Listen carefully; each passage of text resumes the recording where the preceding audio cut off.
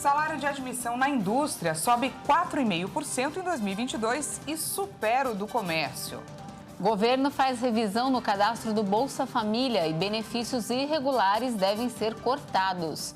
E você vai ver também. Governo instala centro de comando para combate ao garimpo ilegal no território Yanomami. Justiça de São Paulo decreta falência da Livraria Cultura. Dívidas somam 285 milhões de reais. Presidente Lula se encontra hoje com Joe Biden, em meio à tensão entre os Estados Unidos e a China. Forças russas atacam Zaporizhia 17 vezes em apenas uma hora.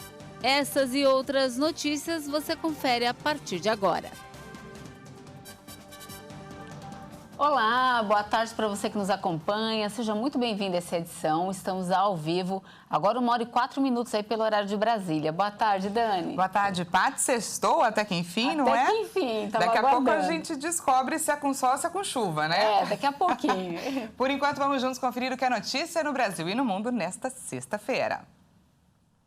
O salário de admissão na indústria subiu e já supera o do comércio e serviços. A remuneração média oferecida aos trabalhadores com carteira assinada avançou, principalmente para o setor fabril. O salário médio de admissão no Brasil subiu 0,94% em 2022, passando de R$ 1.897 para R$ 1.915, impulsionado pela remuneração inicial destinada aos profissionais da indústria, que aumentou 4,46%, passando de R$ 2.058 para R$ 2.149. Segundo o CAGED, o Cadastro Geral de Empregados e Desempregados, com a variação, industriais seguem com a maior remuneração média do Brasil. Os números são referentes apenas aos profissionais formais, aqueles com carteira assinada. Na análise entre os grandes setores, o pagamento oferecido no momento de contratação dos industriais no final do ano passado superava 29%, ou R$ 485. O recebido nas atividades de comércio, reparação de veículos automotores e motocicletas. Por outro lado, os admitidos para atuar no setor de serviços passaram a receber um salário 0,48% menor, de R$ 1.989.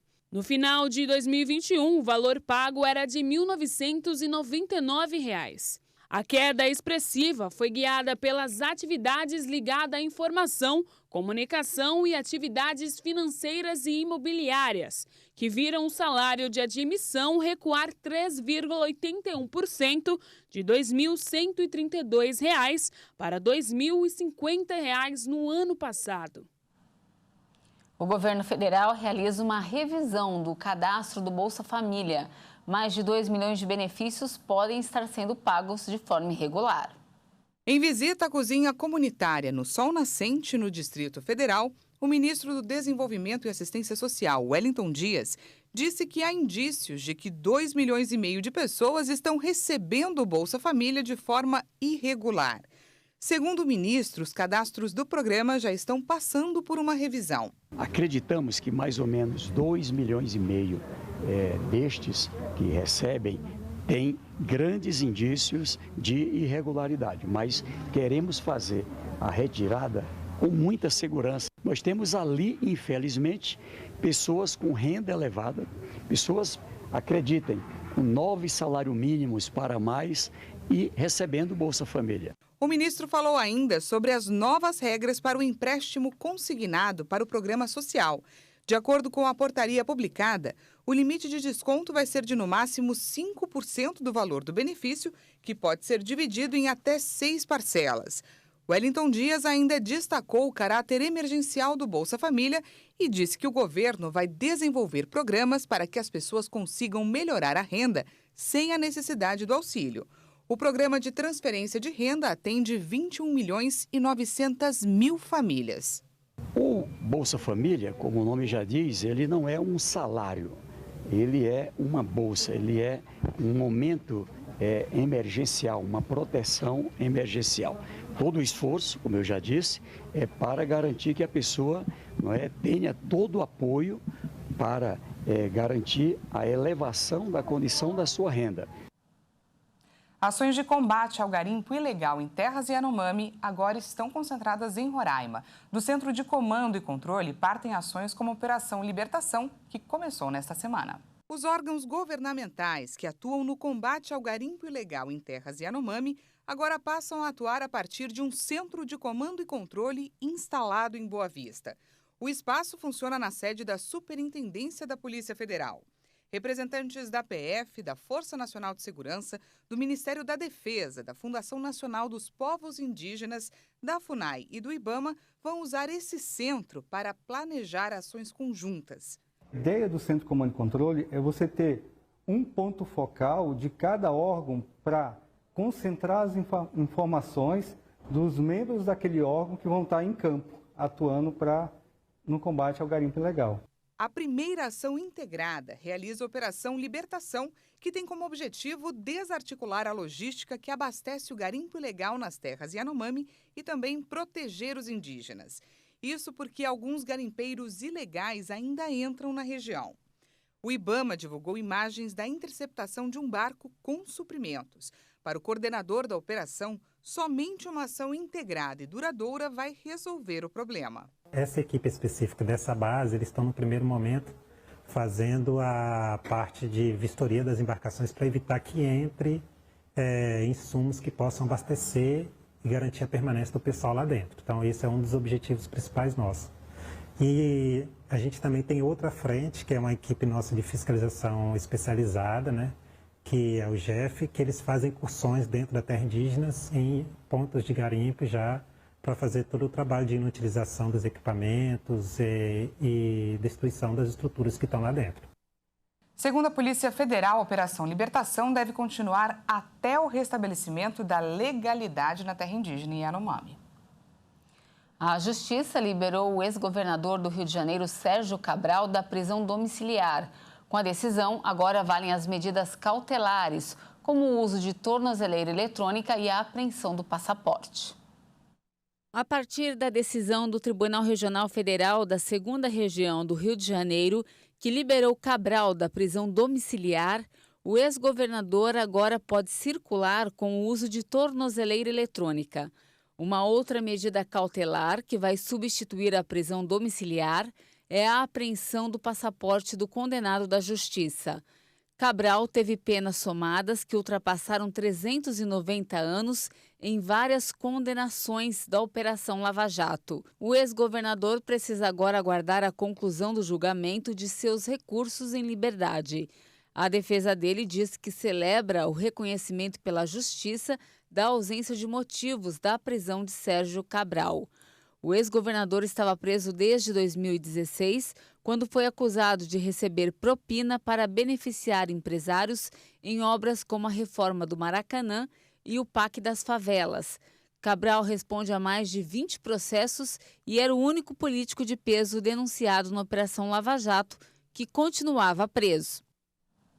Em uma ação contra a pirataria, a Anatel vai desligar mais de 5 milhões de aparelhos clandestinos que dão acesso a conteúdos como filmes, séries e canais de TV por assinatura que estão em uso aqui no Brasil. Quem traz para a gente mais informações é a repórter Bruna de Jaimo.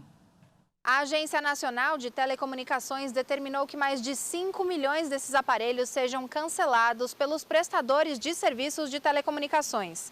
Mesmo sendo ilegal, muitas pessoas possuem esse tipo de aparelho que dá acesso a conteúdo restrito. A medida foi tomada pela Anatel depois que ela recebeu diversas denúncias do uso generalizado do recurso. Um grupo interno da agência fez uma avaliação dos dados recebidos e, a partir desse diagnóstico, apontou aí uma lista de equipamentos que devem ser bloqueados. Esse tipo de equipamento, mesmo sendo ilegal, é vendido livremente em grandes sites de comércio eletrônico. Essa determinação já está valendo. O corte dos sinais será feito de forma remota, ou seja, os prestadores não precisam ter acesso à casa dessas pessoas para inviabilizar o uso. De São Paulo, Bruna de Jaimo. Obrigada pelas informações, Bruna. E a Justiça de São Paulo decretou a falência da Livraria Cultura nesta quinta-feira. A empresa ainda pode recorrer da decisão. Foram apontados como motivos a queda nas vendas de livros e a crise econômica brasileira desde 2014. Segundo especialistas, a Livraria Cultura dava sinais de que não conseguiria honrar com os pagamentos previstos no Plano de Recuperação Judicial desde 2019, quando declarou ter mais de 285 milhões de reais em dívidas. Em um processo de falência, a lei determina o pagamento de direitos trabalhistas e, em seguida, os demais credores, de acordo com a Caixa da empresa. A Livraria Cultura possui uma unidade em São Paulo, no Conjunto Nacional, e outra em Porto Alegre, no Rio Grande do Sul. A companhia ainda pode recorrer da decisão do juiz Ralfo Aldo de Barros Monteiro Filho, da 2ª Vara de Falências e Recuperações Judiciais de São Paulo. Mas caso a decisão seja mantida, essas lojas devem ser lacradas em breve. E a companhia deve ter 2 dias para identificar e avaliar os bens que podem ser vendidos para o pagamento de seus credores. E olha só, a rodovia Dutra, uma das principais vias do país que liga os estados de São Paulo e Rio de Janeiro, ficou totalmente interditada na Serra das Araras. A concessionária que administra a Dutra informou que foi preciso interditar trechos da via depois de muita chuva na região, já que o local tem risco de deslizamentos de terra. Na pista de descida, sentido Rio de Janeiro, o fechamento aconteceu no quilômetro 265. Já na pista de subida, sentido São Paulo, o tráfego foi interrompido no quilômetro 225. Também teve uma queda de barreira no quilômetro 240, no sentido São Paulo. Às 9h15 da manhã, 2 faixas foram liberadas no quilômetro 240, uma em cada sentido da via. E um longo congestionamento se formou na via no começo da manhã, nos 2 sentidos. Bom, e o fim de semana demorou, mas chegou. E claro, todo mundo quer saber como vai ficar o tempo. Será que vai dar para aproveitar? E olha, eu trago uma boa notícia. Esse calorão que atinge boa parte do país vai continuar nos próximos dias. Mas é claro que as típicas chuvas de verão ainda devem persistir na maioria do país, especialmente aqui no Sudeste. Vamos com a câmera 10 lá fora. Aqui na capital paulista, o dia amanheceu ensolarado. Como você vê na sua tela nesse momento, o céu já está um pouco mais nublado, mas está um dia lindo e quente para quem gosta de calorão. De volta comigo? Vamos conferir então a previsão do tempo para essa sexta e também para o final de semana em algumas cidades.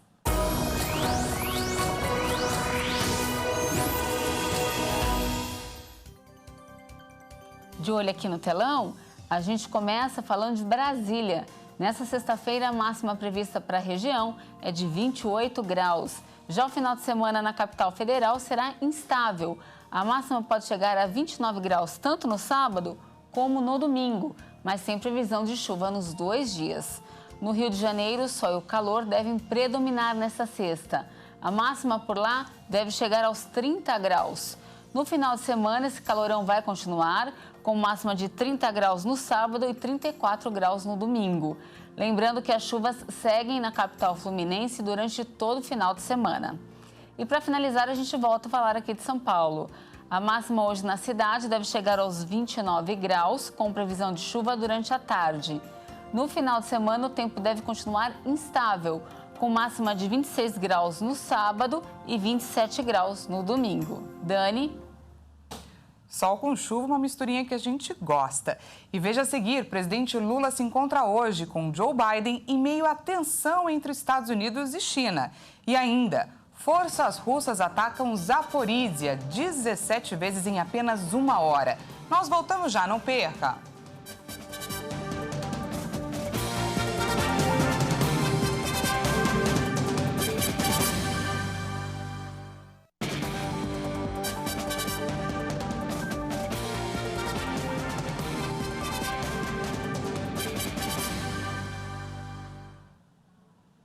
Seja bem-vindo mais uma vez, estamos de volta ao vivo, agora 1h19 pelo horário de Brasília. E voltamos com uma notícia importante aqui do Brasil. O presidente Lula e o presidente dos Estados Unidos, Joe Biden, têm uma reunião nesta tarde na Casa Branca, residência oficial do governo norte-americano. O encontro marca uma reaproximação entre as 2 maiores democracias das Américas. Os presidentes do Brasil e dos Estados Unidos querem reaquecer a relação comercial, que estava mais distanciada nesses últimos anos. Os Estados Unidos já são um dos principais parceiros comerciais do Brasil ao estreitar laços. A defesa da democracia deve ser um dos principais temas da conversa entre os dois presidentes. Nesse ponto, Lula e Biden não só têm a mesma opinião, como também podem liderar uma mobilização global contra movimentos antidemocráticos. Outra área em que Lula e Biden têm vários pontos de concordância e querem trabalhar juntos é o meio ambiente. A preservação da Amazônia é uma bandeira tanto do presidente norte-americano quanto do brasileiro. Biden quer levar o Brasil de volta às mesas internacionais de negociações sobre o desenvolvimento sustentável e o combate ao aquecimento global. A discussão deve abordar também meios de conter a extração ilegal de recursos minerais e o avanço da estrutura de narcotráfico na floresta. Uma das maiores questões atuais na política internacional é a guerra na Ucrânia. A China também deve ser um tema de debate, já que Biden vive um novo momento de tensão com Pequim após os Estados Unidos abaterem nos céus de seu país um balão que, segundo a inteligência americana, servia para fazer espionagem. A ex-presidente Dilma Rousseff vai comandar o banco do grupo BRICS. A decisão foi acertada pelo governo Lula com os parceiros do grupo. O presidente Lula acertou com parceiros do grupo do BRICS, formado pelo Brasil, Rússia, Índia, China e África do Sul, a indicação da ex-presidente Dilma Rousseff para comandar o novo Banco de Desenvolvimento. O NBD cuida de projetos para aplicação de recursos nos países integrantes do grupo. Atualmente, quem dirige o banco é o diplomata Marcos Troio, indicado pelo ex-presidente Jair Bolsonaro. Troio deve sair do cargo até o final do mês para ir trabalhar com o governador de São Paulo, Tarcísio de Freitas. O Brasil já conseguiu o aval dos seus parceiros para fazer a indicação de Dilma para o posto e o seu nome deve ser oficializado já nos próximos dias. E agora a gente fala sobre o conflito no leste europeu. A Rússia lançou novos ataques nesta sexta-feira contra diversas cidades, incluindo Zaporísia, no sudeste do país. Autoridades ucranianas informaram que apenas uma hora a região foi atingida por 17 mísseis. Além de Zaporísia, autoridades ucranianas informaram que foram registrados ataques às infraestruturas de abastecimento em Kharkiv e Luhansk. Informações sobre gravidades das vítimas e o tamanho da destruição das centrais ainda não foram divulgadas. De acordo com o prefeito interino de Zaporísia, Anatoly Kurtev, em menos de uma hora, 17 mísseis foram lançados contra a região. A operadora de energia estatal disse que instalações de alta tensão em todo o sudeste foram atingidas e o fornecimento de eletricidade foi interrompido. Sirenes de ataques aéreos foram acionadas em todo o país, incluindo na capital, logo no início da manhã. E autoridades locais pediram para que a população se abrigasse em lugares seguros. O porta-voz da Força Aérea Ucraniana afirmou que os equipamentos de defesa aérea chegaram a derrubar 5 drones, mas que pelo menos 35 mísseis que foram lançados contra Kharkiv, Luhansk e Zaporísia não puderam ser abatidos. Nos últimos meses, a Rússia tem atacado as infraestruturas civis longe das linhas de frente, deixando milhões de ucranianos nas principais cidades sem energia, aquecimento ou água. Autoridades locais disseram que estão esperando uma grande ofensiva da Rússia no final de fevereiro, quando o conflito completará um ano. E o Escritório Nacional de Estatísticas do Reino Unido divulgou um relatório mensal nesta sexta-feira, onde anuncia que o país evitou uma recessão técnica com o crescimento zero em dezembro. O anúncio foi feito pelo Escritório Nacional de Estatísticas no relatório mensal do órgão. Apesar disso, o Produto Interno Bruto britânico registrou queda de 0,5% em dezembro, depois de um crescimento de 0,1% em novembro. Ainda que os dados trimestrais estejam de acordo com as previsões dos analistas, a queda expressiva de dezembro não estava nas projeções. No conjunto de 2022, o PIB do Reino Unido registrou um crescimento de 4,1%, depois de um avanço de 7,4% no ano anterior. Em 2020, o Reino Unido registrou uma queda maior do que as economias mais ricas do mundo e continua sendo o único país do G7 que ainda não recuperou o nível do PIB de antes da pandemia. O ministro britânico das Finanças, Jeremy Hunt, declarou que o fato de o Reino Unido ter evitado uma recessão mostra que a economia é mais resistente do que muitos acreditavam.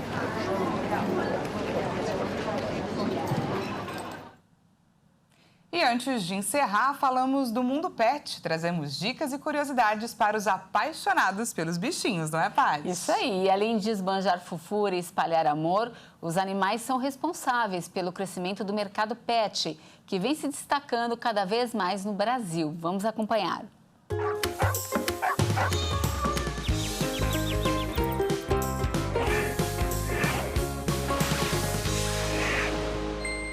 O mercado pet em constante evolução, crescendo 30% ao ano, alguns serviços vêm acompanhando o setor. É o caso, por exemplo, do monitoramento dos animais de estimação através da implantação de chips nas clínicas veterinárias. O crescimento se deve principalmente pelo aumento dos pets nos lares brasileiros. Vamos lembrar ainda que no período de isolamento social, entre 2020 e 2021, o setor cresceu muito depois que as pessoas solteiras e sem filhos compraram ou adotaram pets para diminuir a solidão, estimulando as empresas já existentes no ramo a ampliarem os seus investimentos. O reflexo disso é que nos últimos anos nós podemos acompanhar o surgimento da alimentação gourmet para pet, seguro-saúde, passeadores, roupas estilizadas e companhias aéreas se adequando para melhor atender os animais de estimação. E aí, você que tem vontade de empreender nesse ramo, deve estar se perguntando: com tanta variedade para os pets, por onde e como eu começo? Como conquistar o público com produtos diferenciados? O economista Alex Agostini responde. Acompanhe.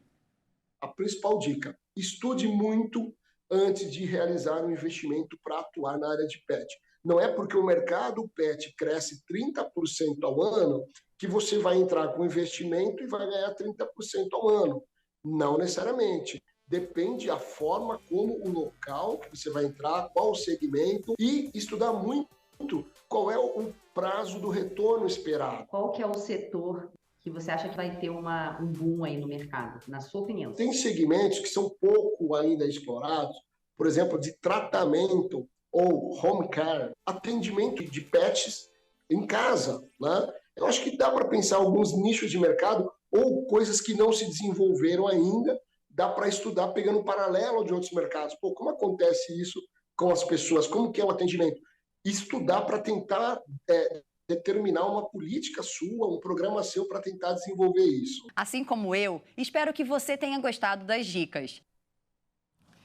Muito obrigada, Carol. Essa edição vai ficar por aqui. Obrigada a você pela sua companhia. Uma ótima tarde para você e até amanhã.